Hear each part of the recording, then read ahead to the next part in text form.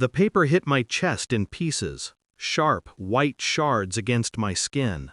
My father-in-law's face loomed, veins pulsing like live wires. "Real man work, not live off handouts," he said, voice low, jagged. I looked at my wife. Nothing. No flinch, no word, just the faint tilt of her head, as if I weren't even there. I counted the fragments of the check on the floor. Disability. Mine. My lifeline. Her father had torn it apart like it was nothing, like it was me. The doorbell rang, a chime that seemed distant, almost fragile. The postman's shadow framed the doorway. He cleared his throat. Quiet, firm. "Sir, that's a federal crime." Time froze. I stared at the pieces, at him, at her. The room smelled like polished wood and resentment. I wanted to move, to speak, to scream, but my body obeyed nothing but silence. I had married her because I thought I understood her. We whispered our secrets in the dark, shared our fears over cheap wine. And now? This? Silence? I remembered the text I had seen last month. Not meant for me, but visible, accidental. Words of closeness, words of familiarity, words I didn't belong in. A laugh I didn't recognize. I'd brushed it off, foolishly. Her father had always loomed over us, dominant, infuriatingly controlling. I'd tolerated it, smiled through the glares, nodded to the condescending advice.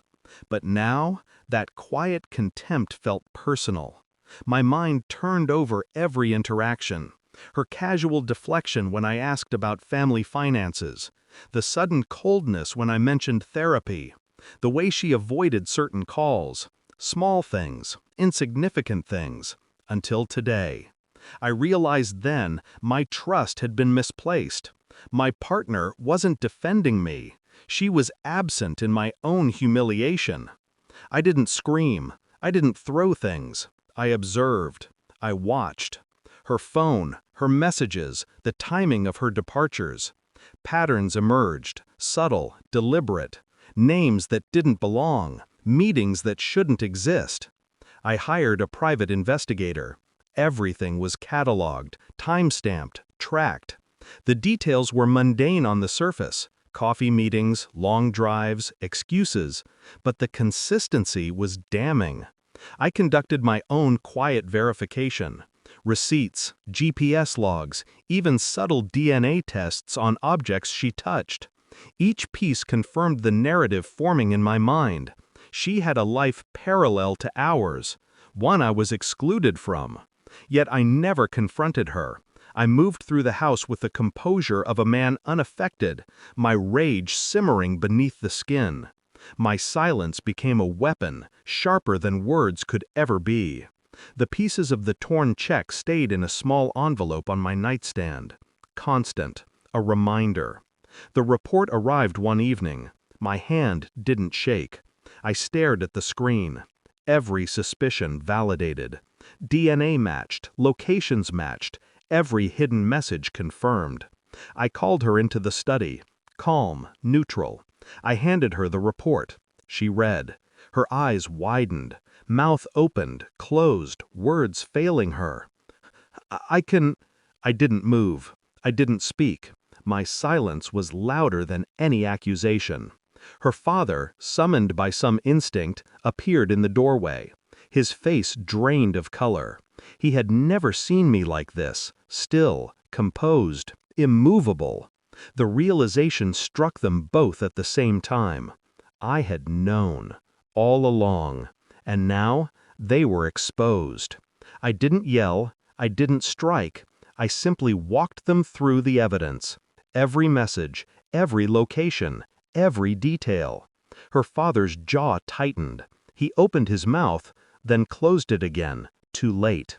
The federal law implication of his act, the torn check, the postman who had witnessed everything, it all clicked into a cage of reality.